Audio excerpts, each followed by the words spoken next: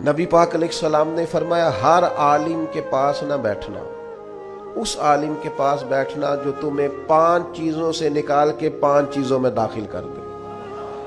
या रसूल अल्लाह सल्लल्लाहु ताला अलैहि वसल्लम कौन कौन सी? तो हुजूर ने फरमाया, उस आलिम के पास बैठना जो तुम्हें शक से निकाल के यकीन की तरफ ले आए। फरमाया दूसरा, वो तुम्हें रियाकारी से निकाल के इखलास के जुमरे में ले आए। और तीसरा, नबी पाक सल्लल्लाहु ताला अलैहि वसल्लम ने फरमाया, वो तुम्हारे दिलों से दुनिया की ख्वाहिश निकाल के और तुम्हारे दिल में तुम्हारे रब जो तुम्हें आखिरत में चीजें देने वाला है उसकी मोहब्बत तुम्हारे दिलों में पैदा कर दे। चौथे नंबर पे नबी पाक अलैहिस्सलाम ने फरमाया, उस शख्स के, उस आलिम के पास बैठो जो तुम्हें तकब्बुर से निकाल के आजिज़ी की तरफ ले जाए। और पांचवा, अल्लाह के महबूब अलैहिस्सलातु वस्सलाम ने फरमाया, उस आलिम के पास बैठो जो तुम्हें दुश्मनी से निकाले।